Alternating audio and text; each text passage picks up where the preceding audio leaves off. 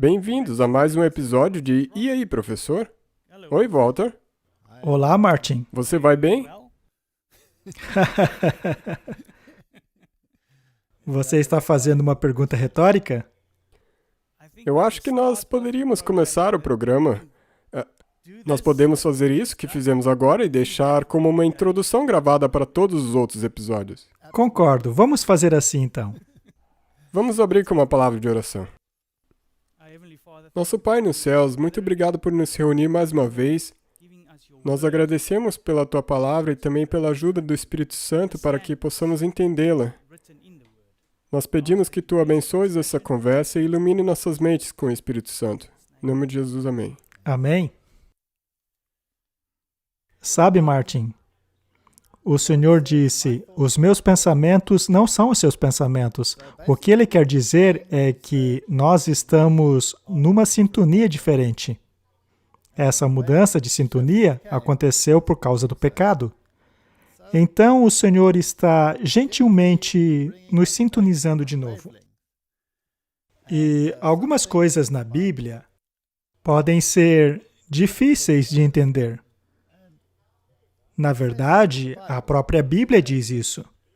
Pedro admite que algumas coisas são difíceis de compreender, especialmente as escritas por Paulo, e esta confusão tem estado no mundo desde que o Evangelho começou a ser pregado. E o interessante é que não importa o ângulo pelo qual observamos, sempre haverá um outro ângulo dizendo algo diferente. Nós já falamos aqui sobre a graça diversas vezes, sobre as obras, e harmonizar essas duas coisas parece ser uma tarefa quase impossível. Também foi assim durante a Reforma Protestante, e ao longo da história, pessoas foram mais para um lado, outras para o outro, e mesmo dentro das denominações, há tendências para uma direção ou para outra. Portanto, Deus está correto. Os pensamentos dele não são os nossos, e isso é algo que precisa ser trabalhado em nós. Agora, uma das maneiras pelas quais podemos trabalhar isso é analisar a experiência de outros, especialmente das pessoas que tiveram um papel importante no Evangelho. A história de Paulo, por exemplo, é uma história que devemos imitar, pois Deus colocou ali na Bíblia para servir de exemplo. E ao observarmos a história de João, que foi de filho de trovão para o apóstolo do amor, da gentileza, mas ainda assim ele escreveu o livro de Apocalipse. Então, existe essa constante dicotomia. E nós já fizemos programas a respeito disso, sobre a obediência, a perfeição. Ainda assim, há tantas pessoas que ainda têm muita dificuldade para separar as duas coisas. Então, nós nos perguntamos, por que não fazer 2 programas?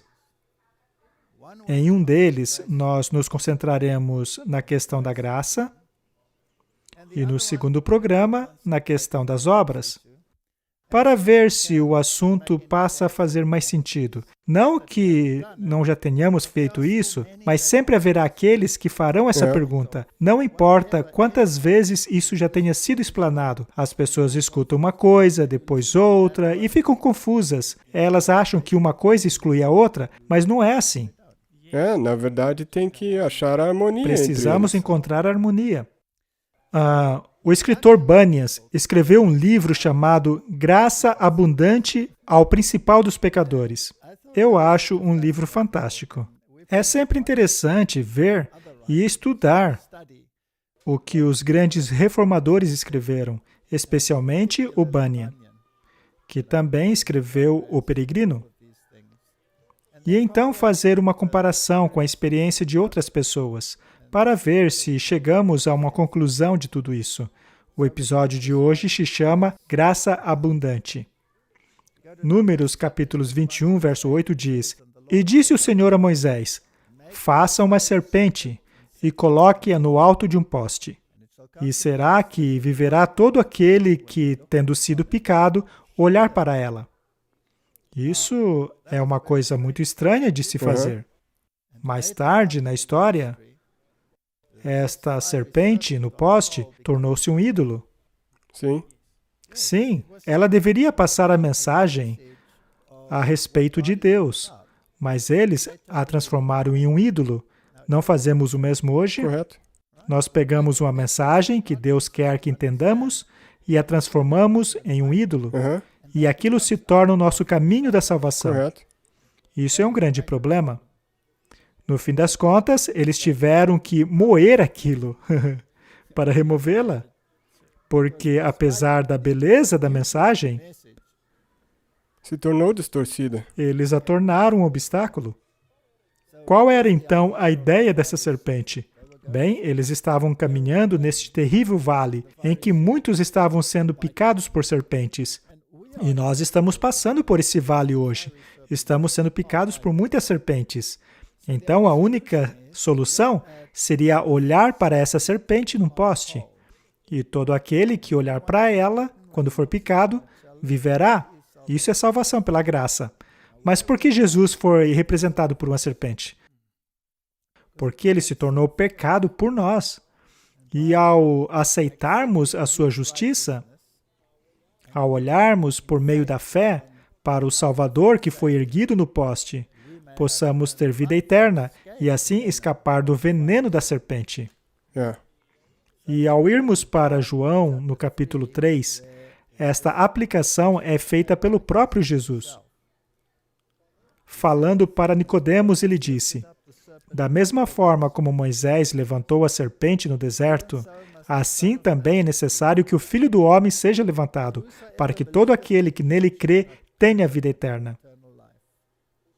Porque Deus amou tanto o mundo que deu seu Filho unigênito para que todo aquele que nele crê não pereça, mas tenha a vida eterna. Pois Deus enviou seu Filho ao mundo não para condenar o mundo, mas para que este fosse salvo por meio dele. Você acha esse verso claro? Sim. Ele é claro. Muito claro. E o que quer dizer o termo todo aquele? Todos. Não exclui a ninguém. Será que temos pessoas e grupo de pessoas no mundo hoje que acreditam na exclusividade da salvação? Sim. Existem, Sim, certo? tem pessoas que acreditam que eles são a semente literal e por isso eles são exclusivistas e serão salvos de acordo com isso. Muito bem. Veja como até mesmo as coisas bastante claras da Bíblia, que não deixam margem alguma para dúvida. Veja bem, ele estava falando para Nicodemos, certo? Nicodemos conhecia essa história do deserto. Nós estamos no deserto. Ele conhecia o termo Filho do Homem, já que este termo foi tirado diretamente do livro de Daniel, de uma cena de juízo. Portanto, Filho do Homem é o único capaz de julgar a humanidade, porque ele se tornou homem e pecado por nós, de forma que ele entendesse ele mesmo o que estamos passando. E ele seria erguido e pendurado num poste. E a Bíblia diz claramente que todo aquele que é levantado num poste é amaldiçoado. Ele então se tornou maldição por nós. E Nicodemos sabia disso. E quando Jesus disse todo aquele, isso deve ter incomodado Nicodemos. Com certeza.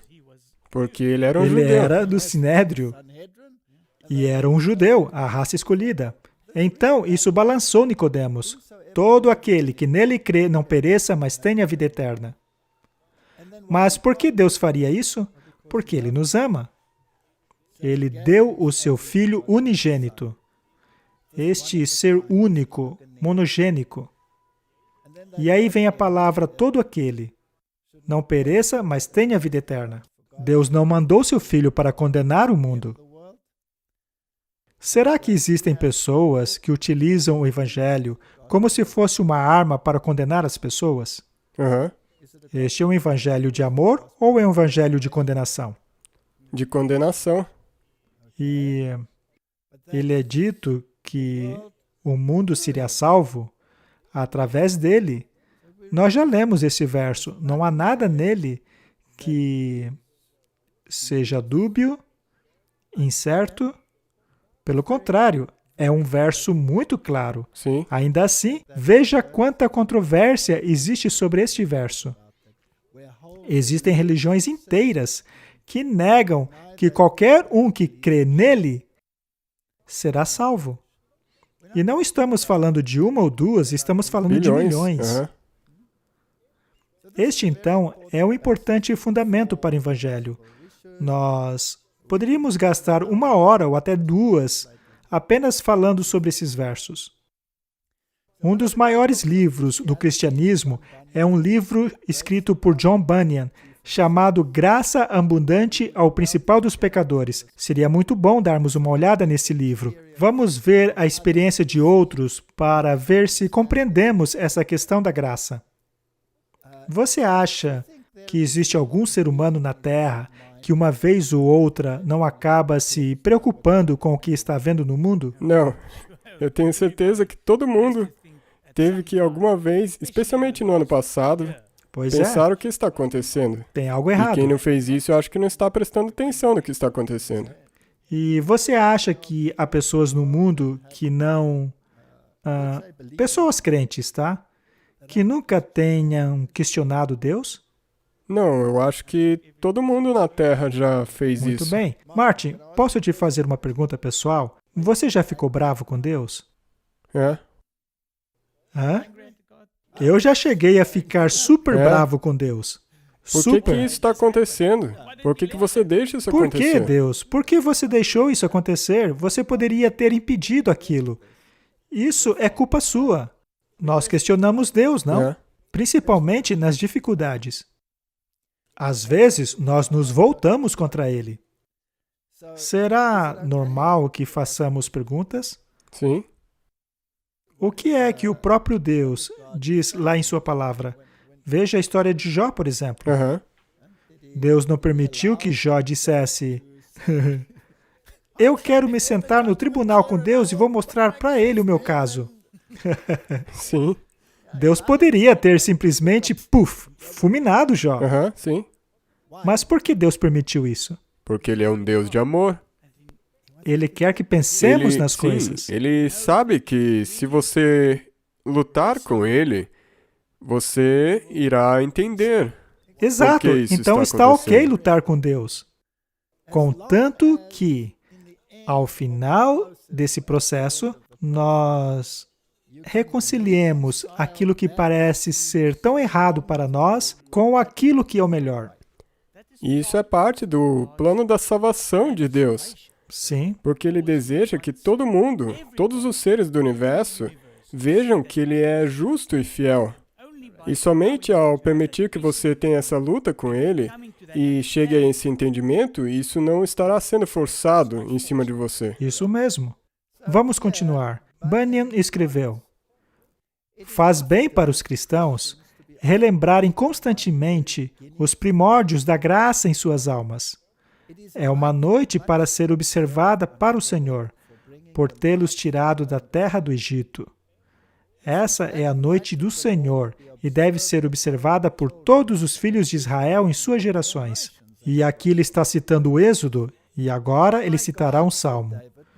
Oh, meu Deus, disse Davi, minha alma se abala dentro de mim. Por isso, de ti me lembro desde a terra do Jordão, das alturas do Hermon até o monte Mizar. Ele está citando a Bíblia aqui. E quando lemos o que ele escreveu, mencionando Davi, cuja alma estava abatida, e há muitas pessoas no mundo hoje cujas almas estão abatidas. É importante falarmos sobre isso. Nós não podemos somente falar de mensagens duras, elas têm o seu lugar, Sim. mas precisamos também parar um pouco para ver como lidar com essas questões. Correto. A alma dele então estava abatida, e ele se lembraria do Senhor da terra do Jordão desde o monte Mizar. Ele também se lembrou do leão e da ursa, quando foi para lutar com o gigante de Gate. Citando Samuel, fazia parte do costume de Paulo, quando estava sendo julgado, falar até mesmo perante os juízes sua experiência de conversão. Ele falava do dia, daquela hora na qual ele encontrou a graça. Oh, lembranças de meus grandes pecados, de minhas grandes tentações, do meu grande medo de perecer para sempre. Eles me trazem à mente a lembrança de minha grande ajuda, do meu grande apoio do céu e da grande graça que Deus estendeu ao pecador tão grande como eu. É muito bonito. Quando estamos no desespero como esse, é sempre bom tentarmos lembrar do primeiro momento que nos encontramos com a graça. Eu era uma pessoa muito brava. Brava com Deus e, de maneira geral, as pessoas sabem porque estão sentindo algo, mas eu não sabia porque eu tinha tanta raiva de Deus. E era por causa das mentiras religiosas, das falsas explicações sobre Deus. E eu me lembro da minha primeira experiência com a graça. A ideia de que eu poderia estar errado em relação a Deus me atingiu como um raio. Não é uma coisa muito fácil reconhecer que está errado. Não é legal estar errado. É isso aí. E o que é esse Monte Mizar? Onde ele está localizado? O que ele está fazendo lá no Jordão? Esta é uma referência ao tempo em que o seu próprio filho, Absalão, o tirou do trono.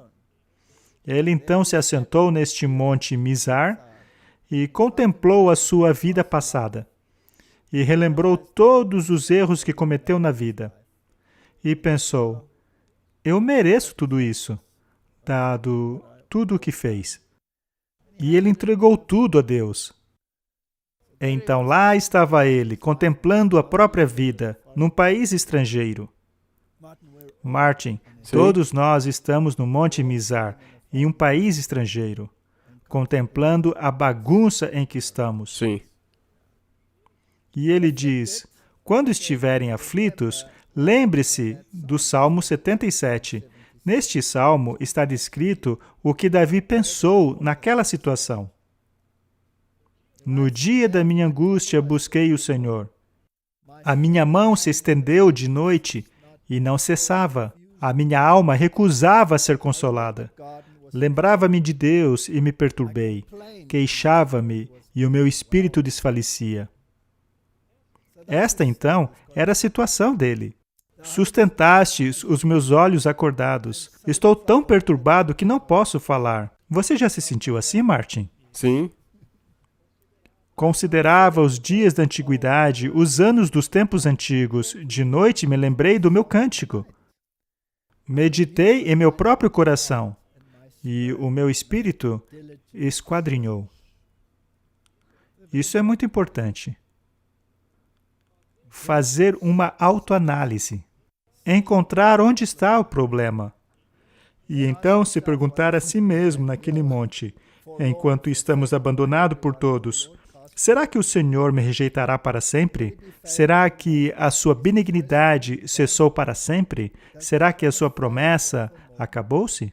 Esqueceu-se Deus de ser misericordioso? Será que Ele encerrou as suas misericórdias em sua ira?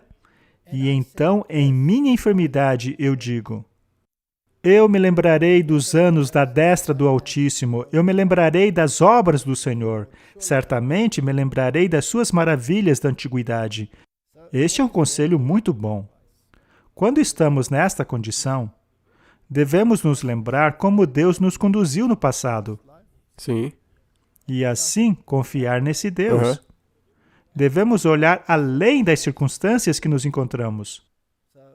Sempre haverá alguma coisa que Deus te ajudou a passar. Sim. Então você pode se lembrar disso. Exato.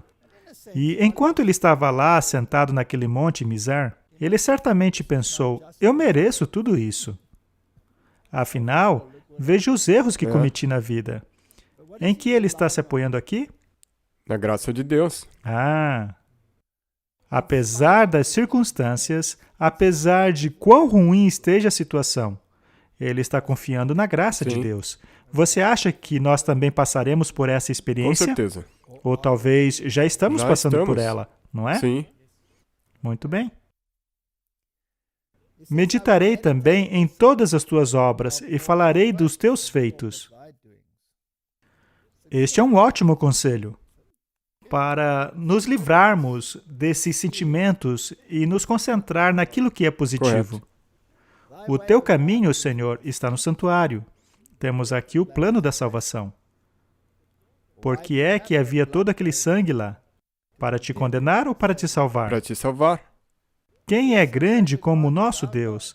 Tu és o Deus que fazes maravilhas. Tu fizeste notória a sua força entre os povos. Com o teu braço remiste o teu povo, os filhos de Jacó e de José. As águas te viram, ó Deus. As águas te viram e tremeram. Os abismos também se abalaram. As nuvens lançaram águas, os céus deram som, as suas flechas correram de uma para outra parte. A voz do seu trovão estava no céu, os relâmpagos iluminaram o mundo, a terra se abalou e tremeu. O teu caminho é no mar e as suas veredas nas águas grandes, os teus passos não são conhecidos. Guiaste o teu povo como rebanho pelas mãos de Moisés e Arão. Ele está exaltando e louvando a Deus. Ele está se lembrando de tudo que Deus já fez. O povo já tinha estado naquela situação. Os egípcios estavam atrás deles, o mar bem lá na frente, não tinham para onde ir. E foi isso que Deus fez.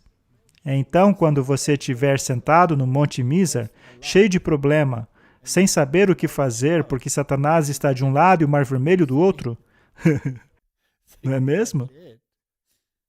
Então, comece a pensar assim, e você poderá sair do buraco. Correto.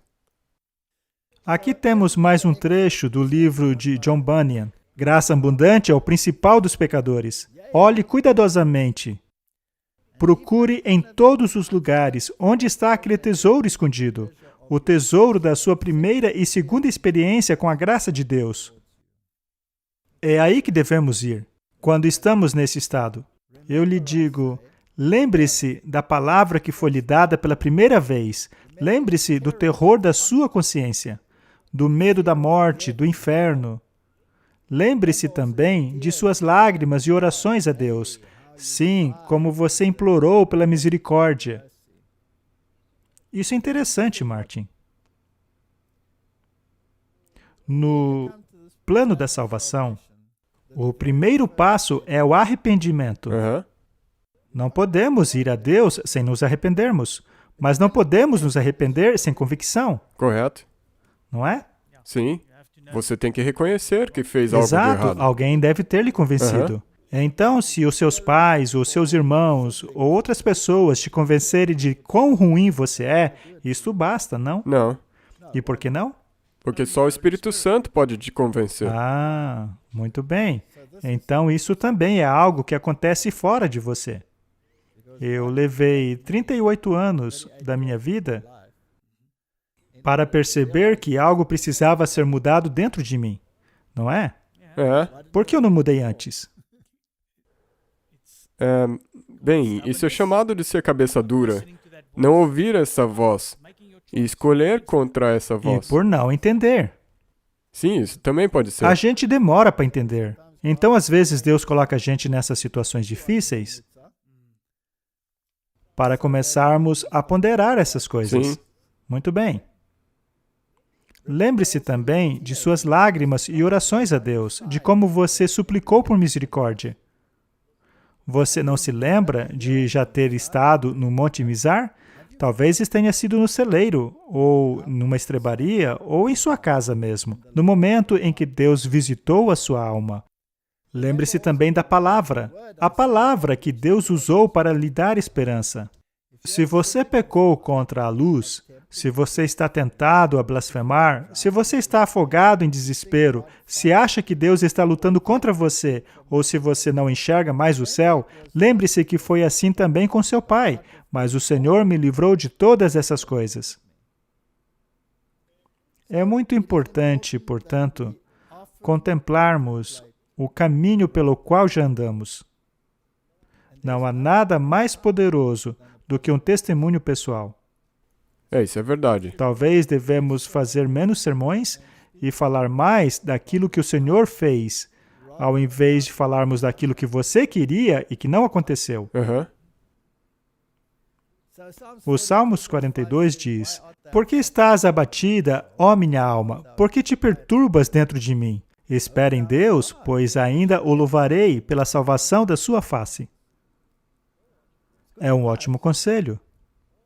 Ó meu Deus, dentro de mim a minha alma está abatida, por isso lembro-me de ti, desde a terra do Jordão, desde os Emonitas, desde o monte Mizar. Estas experiências, então, ocorrem conosco para compreendermos as obras de Deus. É parte do processo de purificação. Se você estiver numa situação ruim, não significa que Deus te abandonou. Na verdade, é justamente na sua situação difícil que Deus está mais próximo. São nesses momentos que se ora mais. Ao olharmos esse estudo bíblico aqui, diz assim: assim como Davi se achava num país do outro lado do Rio Jordão, na direção de Hermon, em fugas de seu filho Absalão, também aconteceu quando ele estava fugindo de Saul e foi parar em Zoar, na terra de Moabe. Ele lamentou profundamente a sua condição deplorável em ambas as situações. Nas duas, ele foi banido para os países do extremo norte e sul, por onde passava o Rio Jordão. Às vezes somos perseguidos pelo norte e perseguidos pelo sul. Martin, nós devemos sempre considerar de onde nós viemos e comparar isso com onde estamos agora. Não em termos materiais, mas em termos espirituais.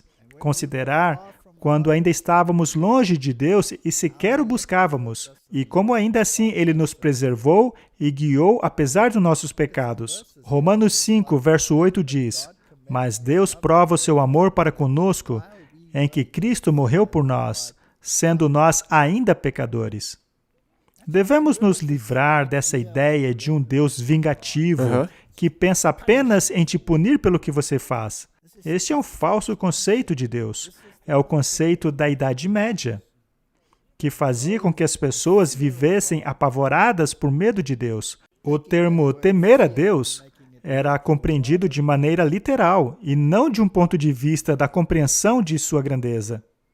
Salmo 53, verso 1 diz: O tolo diz em seu coração, Deus não existe. Corromperam-se, cometeram injustiças detestáveis, não há ninguém que faça o bem. Esse aí era eu? Eu era um ateu. Eu dizia, Deus não existe. Eu era um tolo. Pois é. E após ter passado pelo Monte Mizar e ter pensado sobre essas coisas, eu me dou conta de tudo isso. Agora, Eclesiastes 10, 15 é muito interessante. O trabalho do tolo, e eu era um tolo, o deixa tão exausto que ele nem consegue achar o caminho de casa. Há muitas pessoas no mundo, Martin, que não encontram o caminho de volta. Estamos falando do reino de Deus. Sim. O John Bunyan escreveu O Peregrino, e o livro gira em torno da jornada à cidade celestial, não é? No livro, há tantos caminhos desviando para a esquerda e para a direita, tantos demônios tentando desviar o teu caminho do correto, tentando te levar para o castelo do desespero, e todos aqueles lugares. E a vida é exatamente isso. Às vezes, alguns desses caminhos parecem ser mais fáceis ou até mais atraentes. É verdade. O atalho, vales bonitos, não esse caminho pedregoso. Mas se mantivermos nossos olhos no caminho correto, chegaremos lá. Precisamos ter um entendimento correto sobre Deus. Se a imagem de Deus na sua mente é essa imagem que Deus não tem nada melhor para fazer do que punir você, eu então o desafio a harmonizar a sua imagem com aquela da cruz. Correto. Isso é um desafio. É uma dicotomia de pensamentos. Você vai ficar louco se tentar fazer isso. A salvação está em Cristo. Precisamos lembrar quem nós somos e de onde viemos. Do contrário, poderemos nos orgulhar, após o caminho correto ter sido mostrado para nós. Somos pecadores salvos pela graça e não santos selecionados por causa da nossa justiça. Essa é a conclusão. Eu amo essa declaração de Martim Lutero. Alguns ficam doidos por causa dela, mas eu a amo.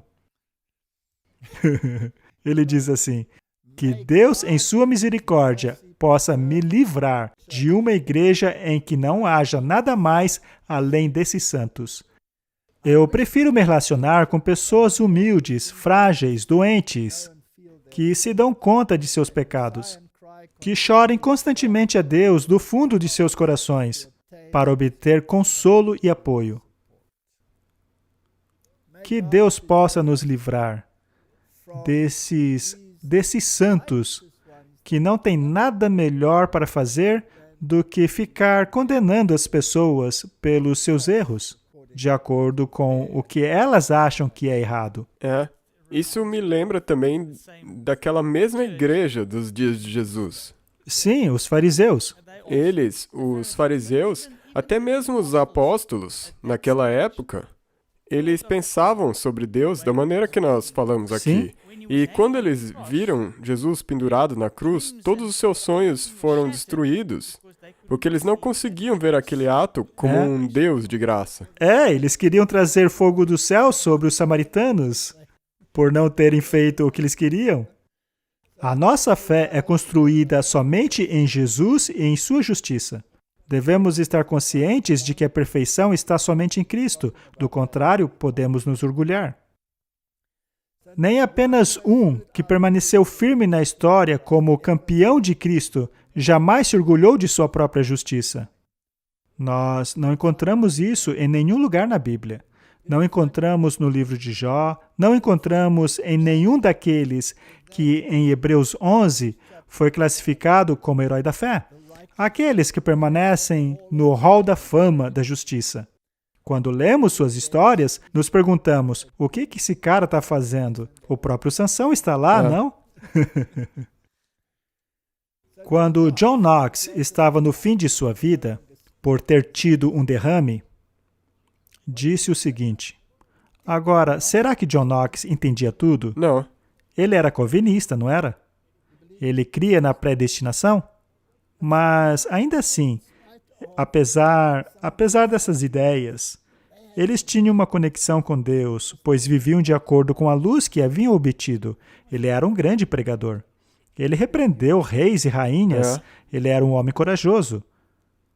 E ele escreveu o seguinte, e veja, ele escreveu isso quando não conseguia mais falar. Ele não pregava mais, por causa do derrame. Ele responde a uma carta que um jesuíta havia escrito contra o protestantismo, mesmo nessa condição. Podemos pensar, puxa, coitado, ele estava no Monte Mizar dele. Com certeza.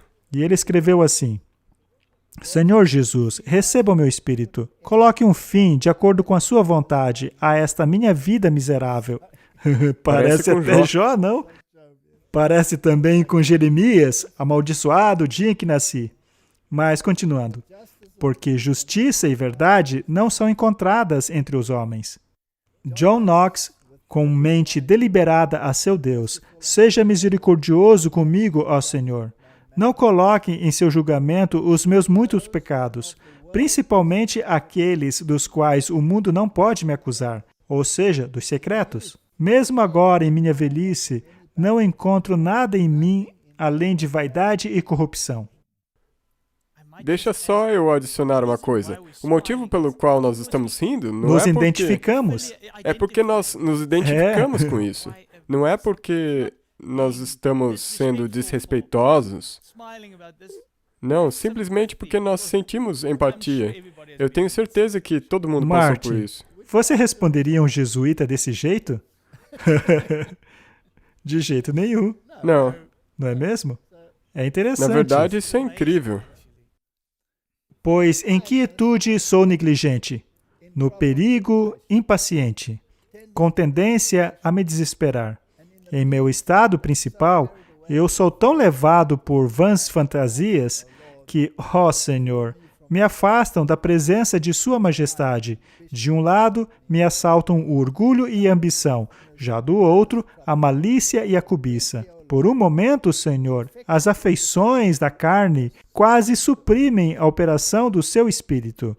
Você acha que as pessoas também têm essa luta? Com certeza. Sim, e ele era um homem de Deus, e ele escreveu isso no fim de sua vida.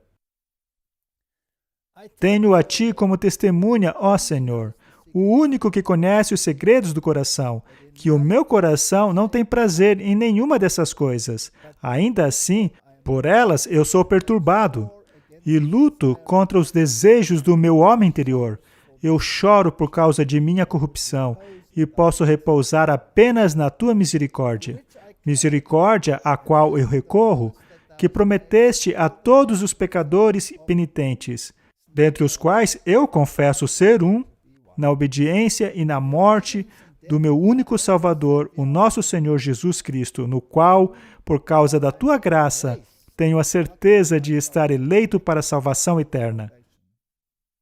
E ele acreditava na predestinação. Aham. E apesar dele mesmo, ele acreditava nisso.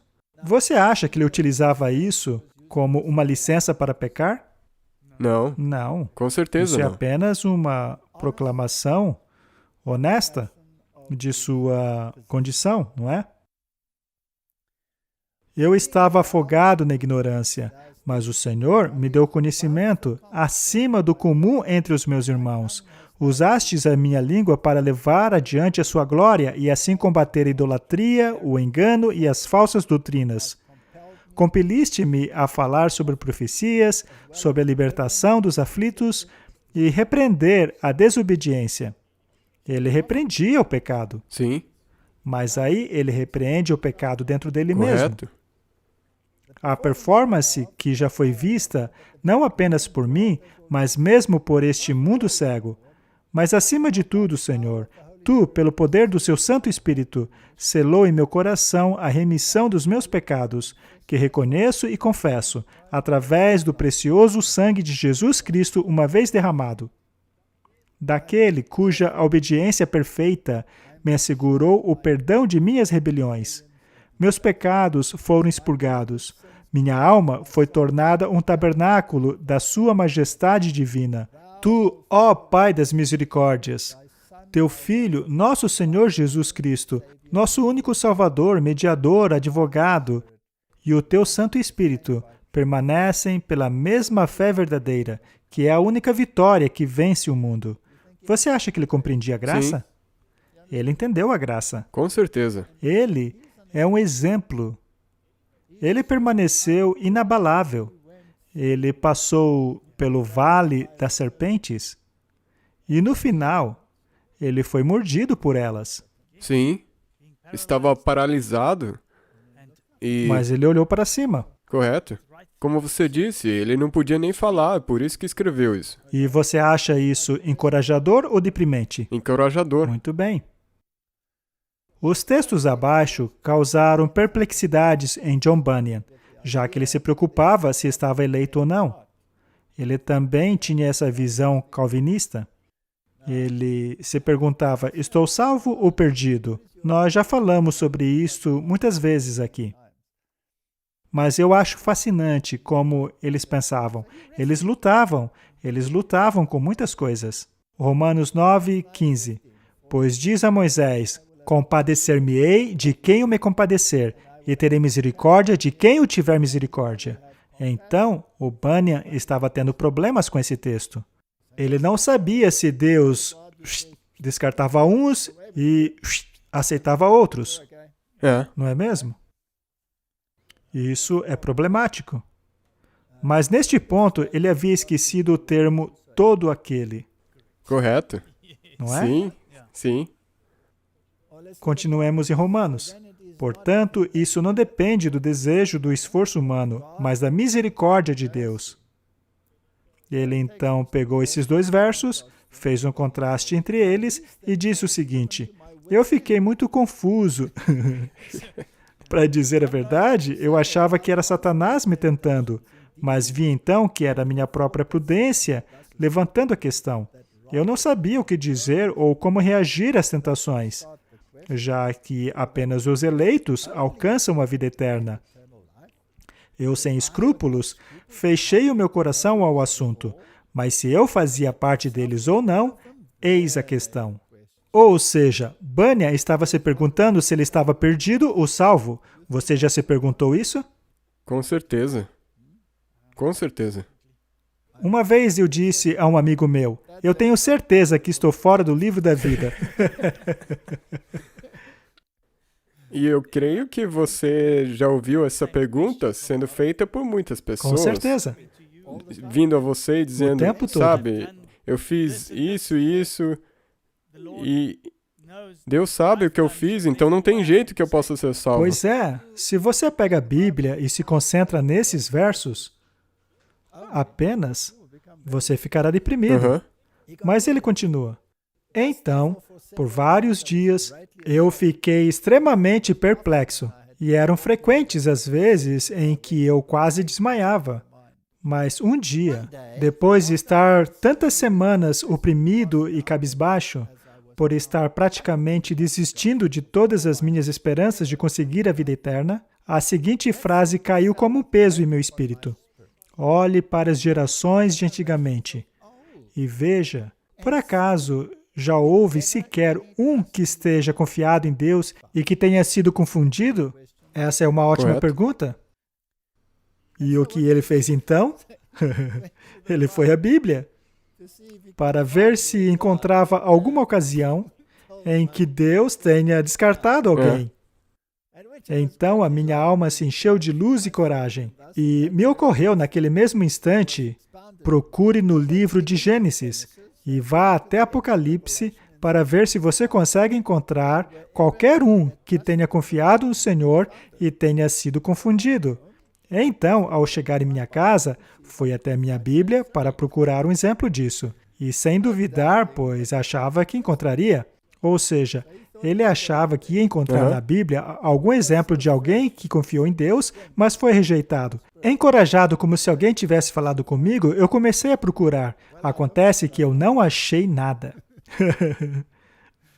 Essa é muitas vezes a nossa própria experiência. Correto. Tente achar algum lugar no mundo onde Deus não seja um Deus de graça. Isso mesmo. Não tem como achar um lugar assim. Você não encontra. Mas se você ler alguns dos julgamentos que Deus pronuncia sobre os maus, você pode se desesperar, só que eles não se arrependeram, eles nunca passaram por um monte Mizar. Quando confrontado com a ideia de que era muito tarde para ele, em vista de todos os seus pecados, ele escreveu, Martin, já vi tanta gente passar por isso. Ele escreveu, tendo sido atormentado por esse temor durante um longo período, eu mal consegui continuar vivendo. E passando por uma situação semelhante àquela na qual recebi outro encorajamento, entraram em minha mente as seguintes palavras, ainda há lugar, obriga a todos a entrar para que fique cheia a minha casa. Aqui ele está citando Lucas. Estas palavras, em especial a frase ainda há lugar, me foram agradáveis, pois pensei ter entendido, por meio delas, que havia lugar suficiente para mim no céu. Além disso, considerei que, ao dizê-las, o Senhor Jesus pensou em mim. E sabendo que viria o tempo em que eu estaria aflito, com o temor de que não havia lugar para mim em seu coração, ele as falou e deixou registradas, de modo que eu encontrasse ajuda para lutar contra essa vil tentação. Naquele momento, eu verdadeiramente criei nisso. Há espaço, Martin. Há lugar sobrando no céu. Na verdade, ele sendo um calvinista, isso deveria ter causado com que ele pensasse, uau, peraí, não existe predestinação. Não, apenas no conhecimento de Deus existe predestinação. Todo ser humano foi predestinado para a salvação, mas você tem a escolha de rejeitar. Correto? A carta de Pedro nos fala a respeito de nossa confirmação e eleição. Ou seja, sobre essa questão da predestinação, sobre a qual já falamos muitas vezes, leiamos do versos 3 a 11. Visto como o seu divino poder nos deu tudo o que diz respeito à vida e piedade, pelo conhecimento daquele que nos chamou para sua glória e virtude, pelas quais ele nos tem dado grandíssimas e preciosas promessas, para que por elas fiqueis participantes da natureza divina, havendo escapado da corrupção que pela concupiscência existe no mundo. E agora, Pedro vai fazer uma progressão muito bonita. Chamamos de a escada de Pedro. Já falamos sobre isso outras vezes. Ela começa com a fé e então a virtude. Ou seja, quando você encontra Cristo pela primeira vez, eu não consigo viver como antes. Portanto, eu vou acrescentar àquela fé a virtude, que é o bom proceder. Com certeza. E para não continuar vivendo da maneira como vivia, eu agora preciso estudar. Então, eu devo acrescentar a virtude, o conhecimento. Então, se você é um adúltero, você entenderá que não pode mais viver assim. Se eu sou um ladrão, uau, eu não posso mais roubar. E se for um mentiroso? Não posso mais mentir. Então, precisamos estudar. E quanto mais eu estudo, mais eu percebo que preciso acrescentar temperança a isso. Meu estilo de vida deve mudar. E então eu preciso aprender a paciência. Eu vou dizer uma coisa. Se você muda seu estilo de vida, dentro de nossa igreja, você vai precisar de paciência. Senão vai acabar matando alguém. Ou um ou outro. Então é melhor a paciência. E depois, a paciência, acrescentar a piedade. E então, a piedade devemos acrescentar o amor fraternal. Isso é coisa fácil? Algumas pessoas te deixam maluco, não? Fraternidade. O amor fraternal. Sim. Amor fraternal. E então, acima de tudo isso, ao final de sua lista, está a palavra caridade, que na verdade é a palavra ágape. Então, o Pedro admitiu que não era capaz de ágape quando o Senhor perguntou a ele, você me agape? Ele disse, não, eu fileu o Senhor, não cheguei lá ainda. Mas aí, no fim de sua carta, ele finalmente usa a palavra, que significa amor desinteressado. Amor incondicional. Incondicional. Se trata de um amor desinteressado até mesmo ao mais perverso. Isto é um milagre, não é? Sim. E você pode perceber isso, por exemplo, quando Estevão se levanta e olha para as pessoas que estavam o apedrejando. Sim. E diz, Senhor, perdoa-os. Pois não sabem o que fazem. Nós precisamos chegar neste ponto, e é um processo. Então, não fique desesperado se você ainda está no passo 1 e ainda não chegou no final. Pois, se em vós abundarem essas coisas, não vos deixarão ociosos nem estéreis no conhecimento do nosso Senhor Jesus Cristo. E, mais adiante, ele diz assim, empenhe-se ainda mais para consolidar o chamado da eleição de vocês. Se você não tem essas coisas, basta pedir a Deus. Correto. E, se eu puder adicionar, se você pede, por favor, Senhor, me dê paciência, Ele não vai tirar o problema. Você será colocado nessas situações onde você pode exercer a paciência. Pense sobre isso, Martin. Começa com a fé, não é? Você passa a crer em algo que não cria antes. E aí você adiciona a virtude. Vou mudar minha vida. E aí você estuda. E ganha conhecimento. Mas se você parar aí, você será um cristão com bastante conhecimento, mas não aprendeu nada. Pois se você não colocar temperança a isso, você não terá paciência. Paciência com quem? Com seu irmão que erra, aquele irmão ruim, ou o que gosta de julgar os outros. Não é? Sim. Você não será capaz de lidar com essas pessoas se não conquistou isso aqui. E a questão é que quando você finalmente conseguir temperança, você será severamente testado na questão da paciência. E depois, na questão da piedade, da resiliência. Não sabeis de que espírito sois, Jesus disse. Aí vem a fraternidade e, finalmente, o amor ágape, que é muito difícil. Então, quando somos chamados, temos uma obra a fazer. O espírito de profecia diz que esse mundo não é um parque de diversões, é um campo de batalha. Todos deverão passar por dificuldades como bons soldados. Todos devem ser fortes e abnegados.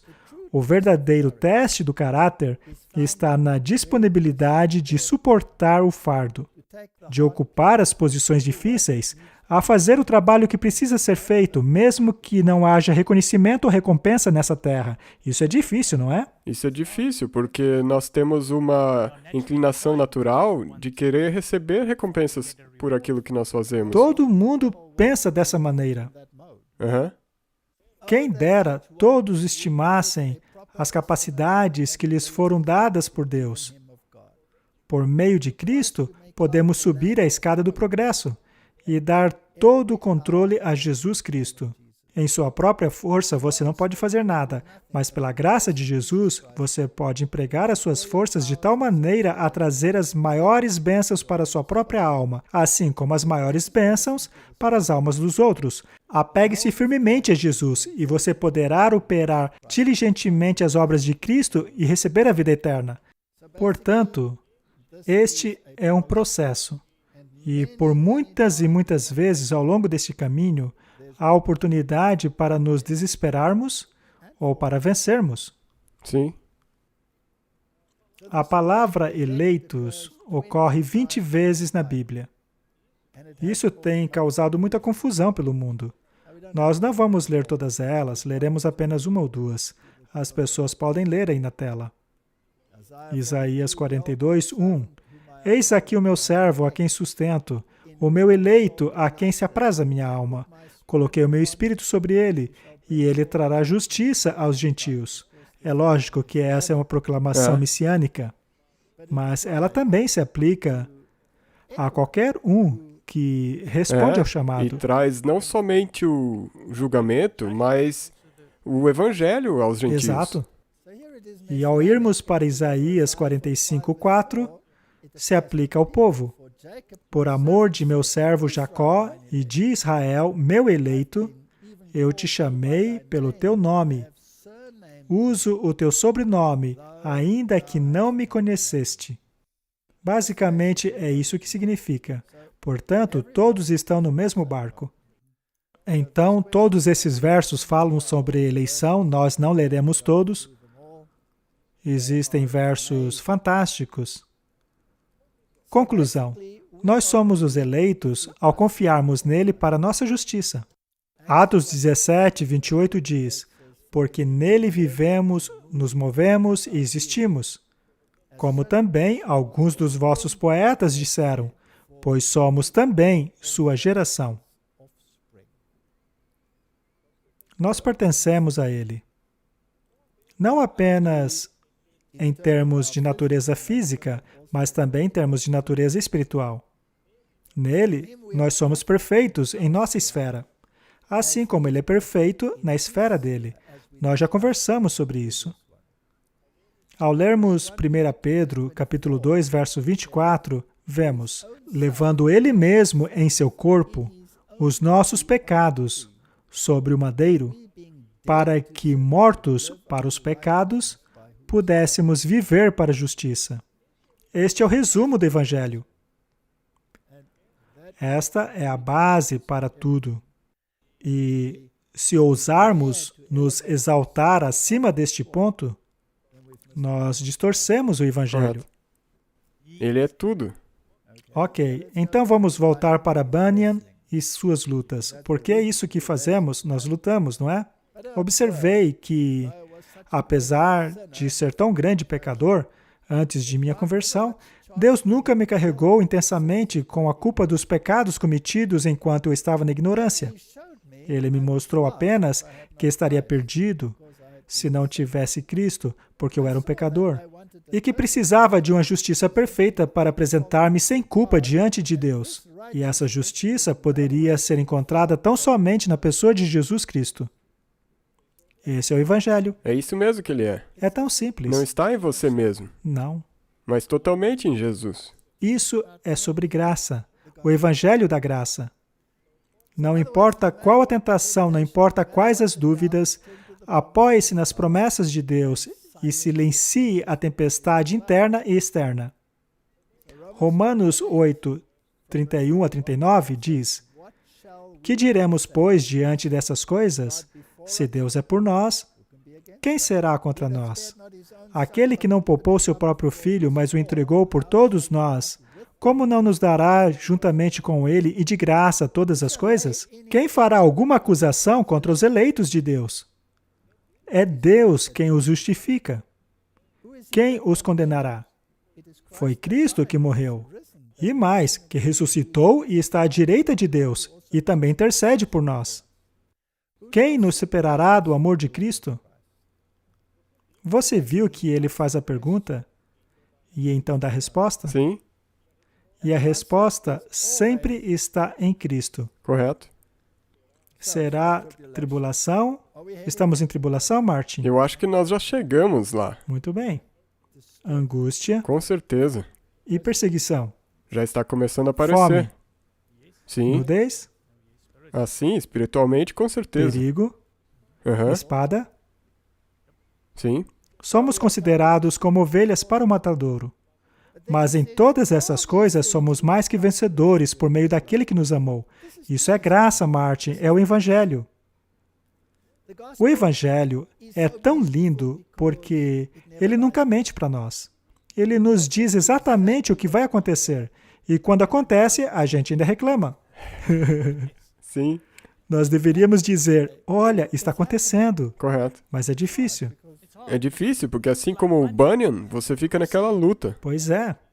E finalmente temos aquele famoso verso: fé é a substância das coisas que se esperam e a evidência daquilo que não se vê. E não vemos mesmo, porque muitas vezes ela é obliterada, mas não significa que não esteja lá. Eu sempre uso um exemplo que, se você dirige bem atrás de um caminhão, bem perto do caminhão, você não consegue ver o que está acontecendo do lado. Você tem que E ir aí para você trás tem um que dar uma pouco olhadinha. e então você consegue ver. Se você está tão entalado nos seus problemas, às vezes, respire fundo, leia a Bíblia, dê um passo para trás Exatamente. e veja o que está Muito bem, acontecendo. Martin. Em outra ocasião, eu estava sentado perto da lareira em minha casa, contemplando a minha própria miséria, quando o Senhor me deu mais uma mensagem preciosa. Visto, pois, que os filhos têm participação comum de carne e sangue, destes também ele, igualmente, participou, para que por sua morte destruísse aquele que tem o poder da morte, a saber, o diabo, e livrasse todos que, pelo pavor da morte, estavam sujeitos à escravidão por toda a vida. Sabe, ao lermos esses escritores e o espírito de profecia e os grandes reformadores, não é lindo como eles acrescentam as escrituras Sim, a tudo o que dizem? Senti como se a glória dessas palavras viesse sobre mim com tanta força que, mais de uma vez, estive a ponto de desmaiar, tão subjugado que estava. Enquanto permanecia sentado ali, não com pesar e inquietação, mas com alegria e paz inabaláveis. Há mais um aspecto, Martin, que deixa a humanidade perplexa. E ele é o papel e centralidade de Cristo. Todas as religiões são contra isso. Todo o plano da salvação é possível apenas se Cristo é Deus. E ainda hoje, as pessoas têm um problema com isso. Em todas as religiões, e mesmo dentro do cristianismo, as pessoas não gostam dessa ideia. A salvação em Cristo é possível apenas se Ele for totalmente Deus. Não permita que ninguém te roube essa fé, ou mesmo a diminua. Não seja levado a outras direções. Ele era Deus manifestado na carne, Deus conosco. No começo era a palavra, e a palavra estava com Deus, e a palavra era Deus. Por Ele todas as coisas foram criadas. Sem Ele, nada teria sido criado. Devemos inculcar esses versos em nossa cabeça. E todo cristão se deparará com essas questões. E não era diferente com Bunyan. Aqui ele escreve: certa vez eu estava ansioso para saber se o Senhor Jesus era tanto homem quanto Deus. Lutero também teve esse problema. E no final ele disse: o Deus que não morre por mim não é meu Deus. correto. Não é? Todo cristão precisa ponderar essas coisas. E tanto Deus quanto o homem. Não importa o que os outros digam. Era verdade que naqueles dias Se uma verdade de Deus não fosse endossada pelo céu, eu não aceitaria. Eu permanecia hesitante em qualquer verdade de Deus. Bem, eu estava bastante perturbado por essa questão e não sabia como resolvê-la. Finalmente, Apocalipse 5, verso 6 veio à minha mente. Então vi, do meio do trono e dos 4 seres viventes, entre os anciãos, de pé o Cordeiro, como se houvesse sido morto. Eu pensei, no meio do trono está a divindade. No meio dos anciãos está a humanidade. Esses pensamentos brilharam diante de mim. Foram uma grande bênção e me trouxeram grande satisfação. Outra passagem que me auxiliou muito foi essa. Porque um menino nos nasceu, um filho se nos deu. O governo está sobre os seus ombros. O seu nome será maravilhoso, conselheiro, Deus forte, Pai da eternidade, príncipe da paz. No que tange a esta questão, se não compreendermos que Jesus é totalmente Deus e totalmente homem, nós perdemos a essência do Evangelho. Com certeza. E isso, Isaías deixa perfeitamente claro. Com certeza. Após meditar sobre todos os pecados do povo de Deus registrados na Bíblia, os pecados de Moisés, de Davi, Manassés, Pedro e tantos outros, ele chegou à conclusão de que Deus era certamente um Deus misericordioso. Ele então cita Salmo 130. Se tu, Senhor, observares as iniquidades, quem subsistirá? Mas contigo está o perdão, para que sejas temido. Aguarda o Senhor, a minha alma o aguarda e espero na tua palavra. A minha alma anseia pelo Senhor mais do que os guardas pela manhã, mais do que aqueles que guardam pela manhã. Espere, Israel, no Senhor, porque no Senhor há misericórdia, e nele há abundante redenção. Este é o Evangelho da graça. Sim, está no Velho Testamento. É verdade. E aí temos o outro lado. Mas vamos falar sobre ele no próximo Correto. episódio. Tem que haver esse balanço. Mas a base é essa? Se o seu fundamento não é a justificação, você perdeu o Evangelho. Com certeza. E aí ele se desespera de novo. Soa como a vida. É a vida, não? Faz bem estudarmos a experiência dos outros para que entendamos. O John Knox teve a mesma experiência. O Bunyan teve a mesma experiência, assim como outros. Então meu coração começou a doer de novo. Eu tinha medo que poderia me desapontar. Comecei a examinar com toda seriedade o meu conforto anterior e a considerar se alguém que houvesse pecado como eu poderia crer na fidelidade de Deus, conforme afirmado nas palavras por meio das quais havia sido confortado e nas quais me apoiava. Mas essas palavras vieram à minha mente. É impossível, pois, que aqueles que uma vez foram iluminados e provaram o dom celestial e se tornaram participantes do Espírito Santo e provaram a boa palavra de Deus e os poderes do mundo vindouro e caíram, sim, é impossível outra vez renová-los para o arrependimento. Ele está citando Hebreus 6, 4-6. Então todos os seus sonhos e autoconfiança desapareceram, como névoa diante do sol. Muito bem, Martin. Por acaso você tem sido perfeito desde a sua conversão? Não. Então esse verso também deve ter te incomodado. Correto, mas você tem que entender o que esse verso significa. Porque se você só ler ele simplesmente assim, pode te Com prostrar. certeza. E ainda há aquela questão de qualquer pecado feito contra Jesus será perdoado, mas não contra o Espírito Santo.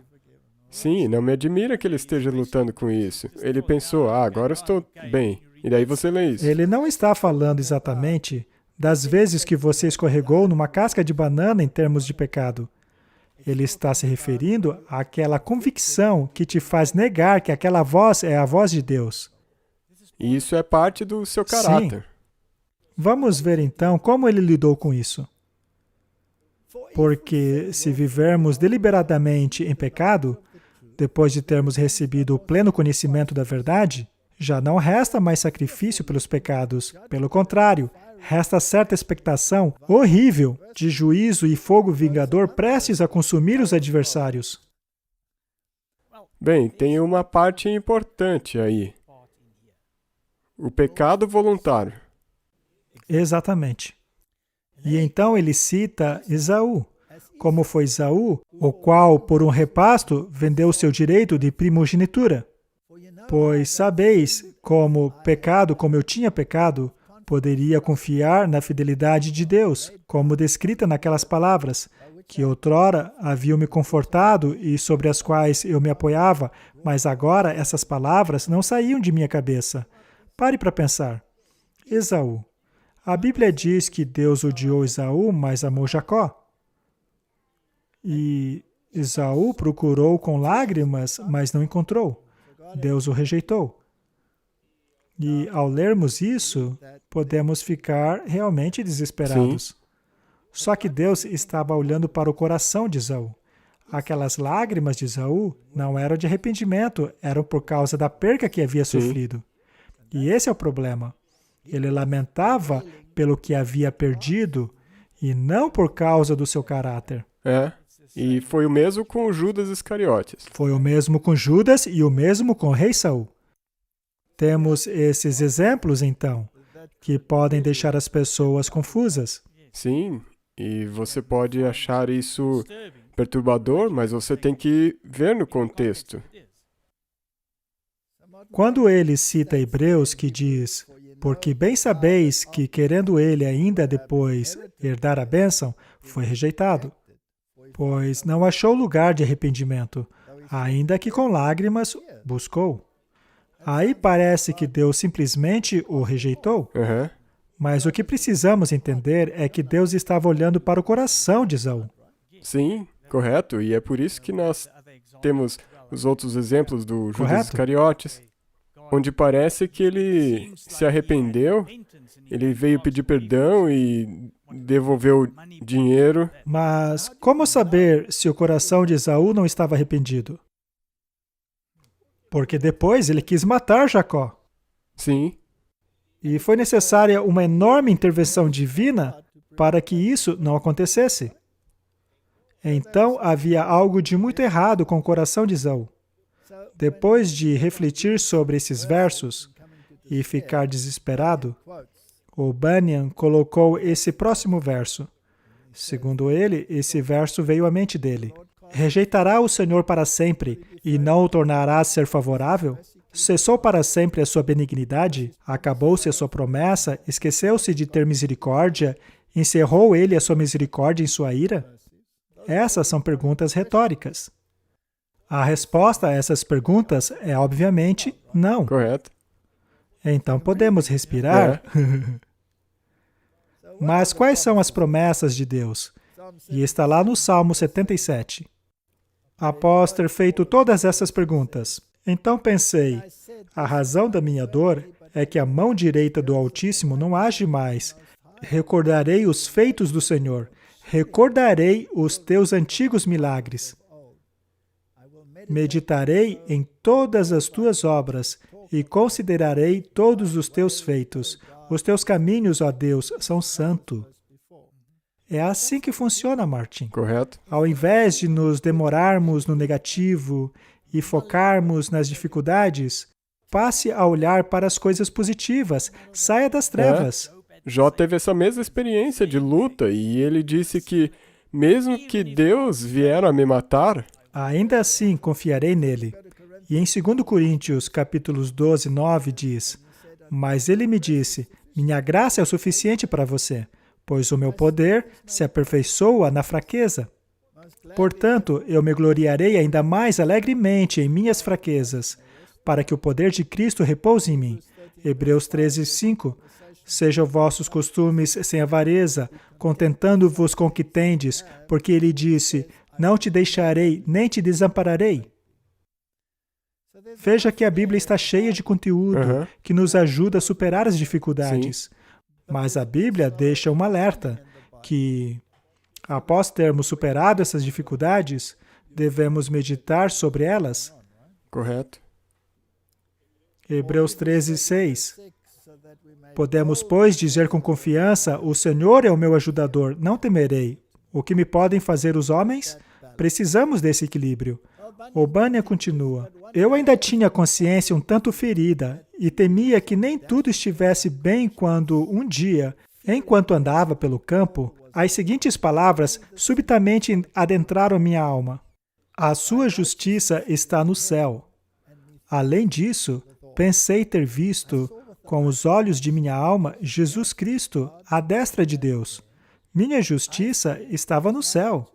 De modo que, onde quer que eu estivesse, ou independentemente do que eu fizesse, Deus não poderia dizer a respeito de mim: ele necessita da minha justiça, pois a minha justiça estava lá, bem diante dele. Sim. Ele se referia a Jesus. Além disso, vi que não era o meu bom estado de coração que faria a minha justiça ser melhor, nem meu estado precário que tornaria pior a minha justiça.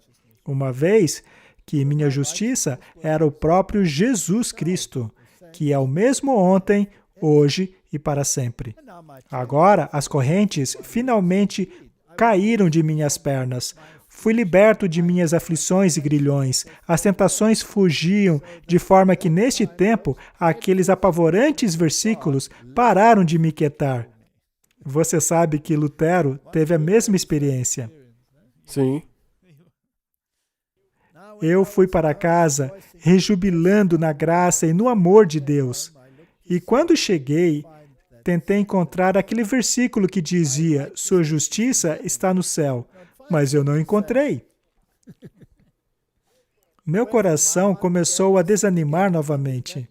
As únicas palavras que conseguia me lembrar eram as de 1 Coríntios capítulo 1:30.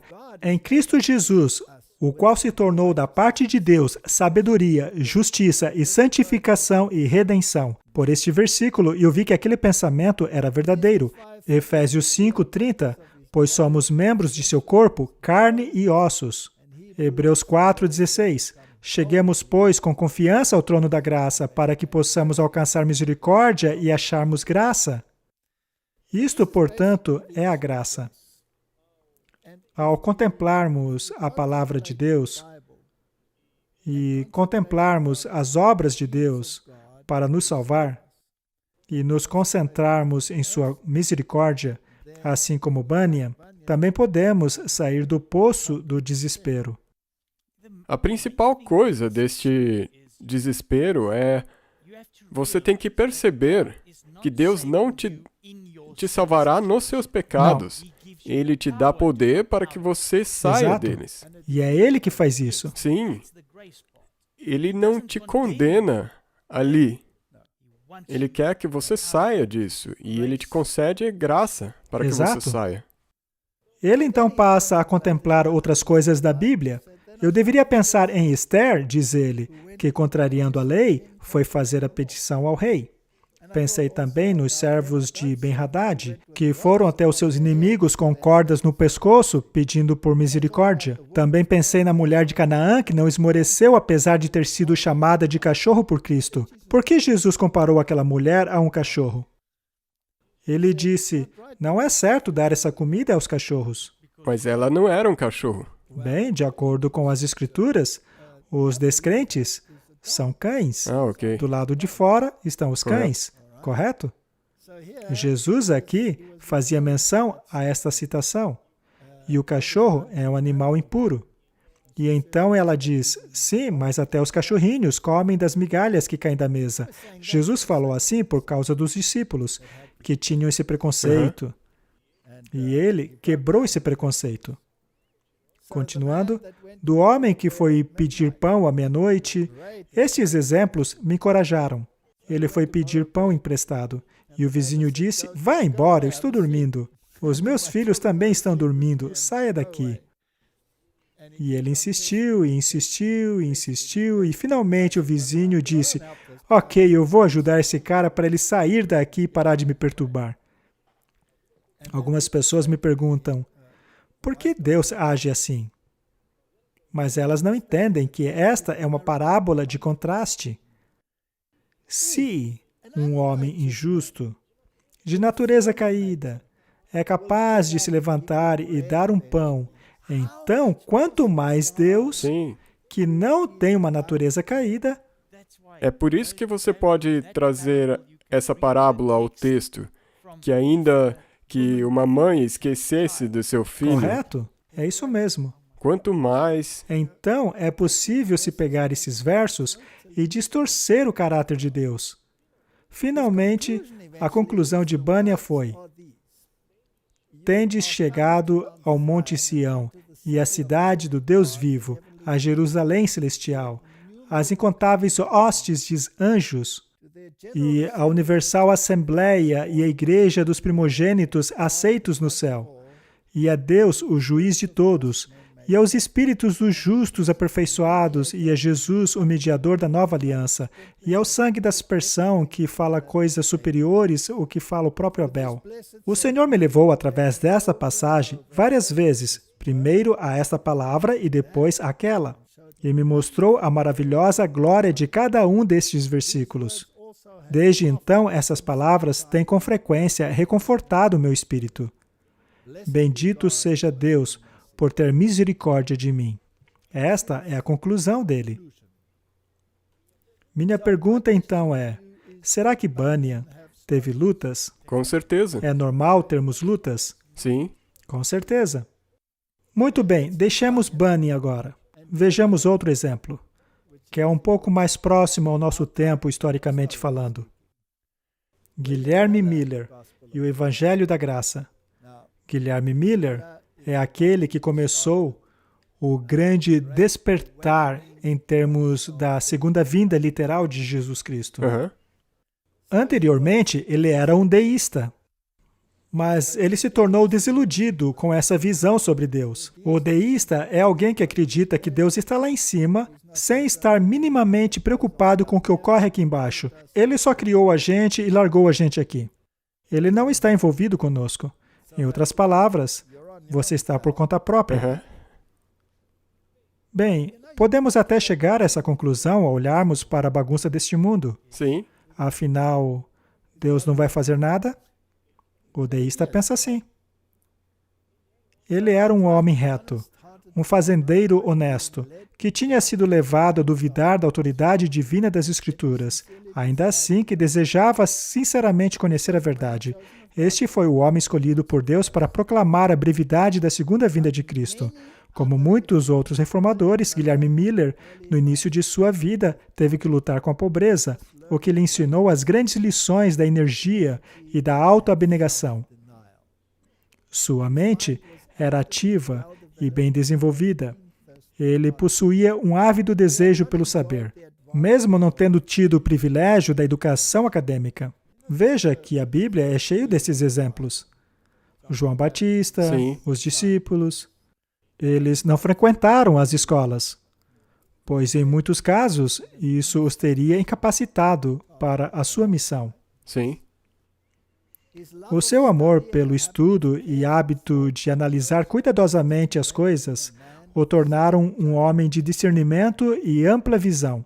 Ele possuía um caráter de moral irrepreensível e uma invejável reputação. Então, ao observarmos muitas pessoas no mundo, elas parecem ser boas, mesmo não conhecendo a Cristo.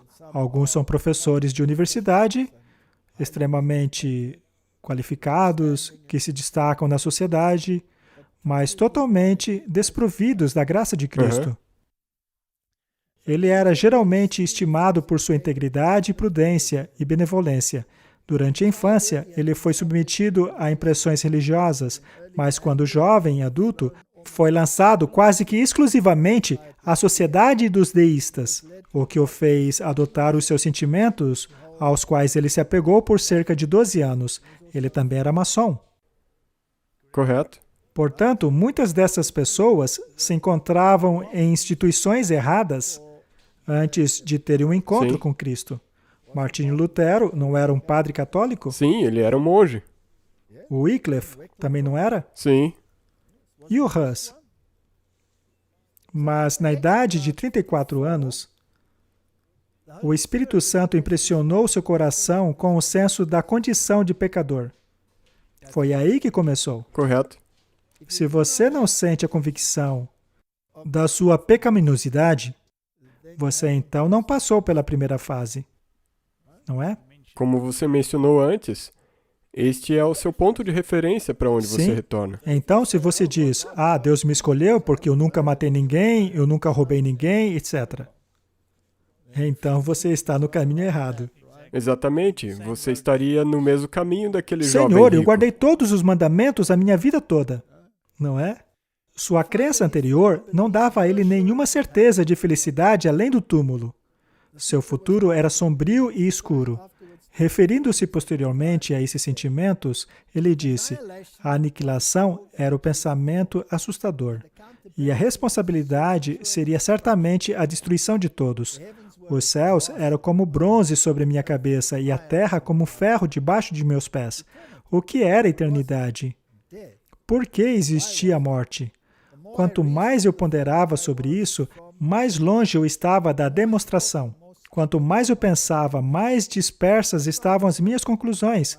Eu tentei parar de pensar nisso, mas os meus pensamentos eram incontroláveis. Eu me sentia miserável, mas não sabia o porquê. Eu murmurava e reclamava, mas nem sabia de quem.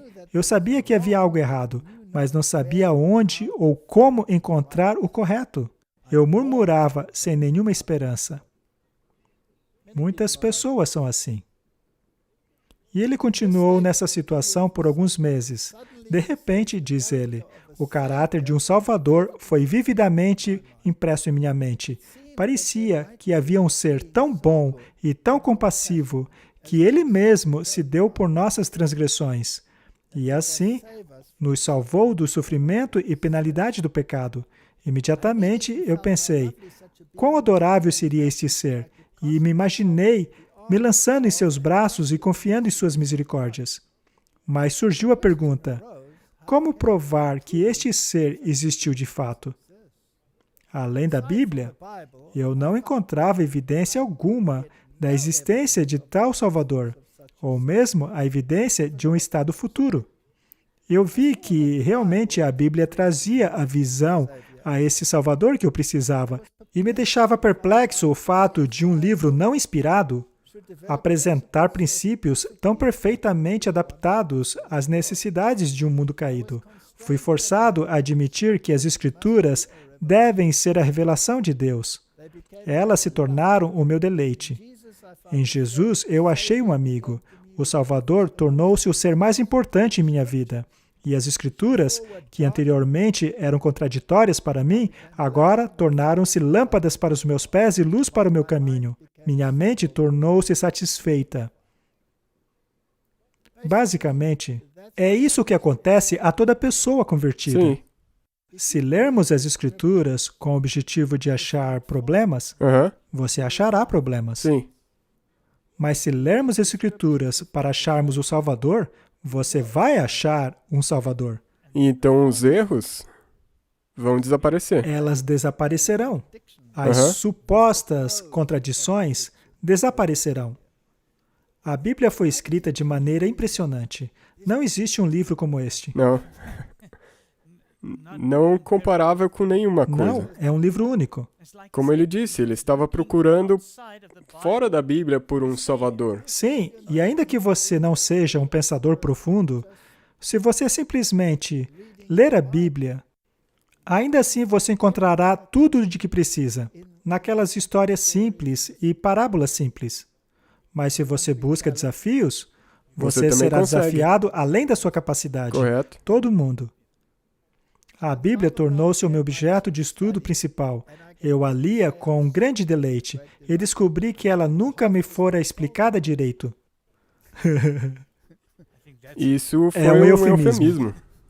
Me perguntei como nunca havia visto sua glória e beleza antes, e me impressionei pelo fato de já haver rejeitado. E nela encontrei tudo o que o meu coração poderia desejar. Achei o remédio para todas as doenças da alma. Eu perdi o gosto pela leitura de qualquer outra coisa. Me dedicava totalmente à sabedoria de Deus. Isto é a verdadeira conversão. Correto.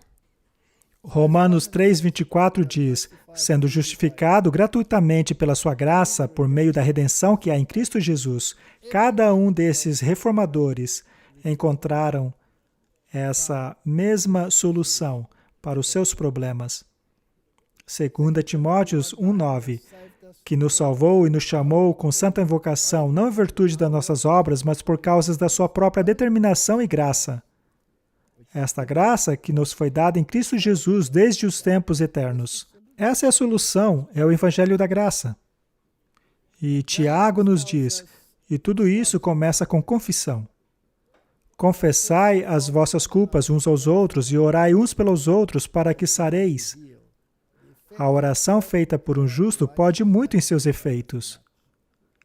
Elias era um homem sujeito às mesmas paixões que nós, e orando, pediu que não chovesse, e por 3 anos e 6 meses não choveu sobre a terra.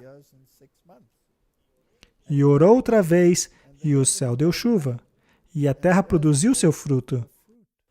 Irmãos, se algum dentre vós se tem desviado da verdade, e alguém o converter, saiba que quem converte o pecador do erro do seu caminho, salvará a vida dessa pessoa e fará com que muitíssimos pecados sejam perdoados. Sabe, Martin, esse verso teve um papel muito importante em minha vida.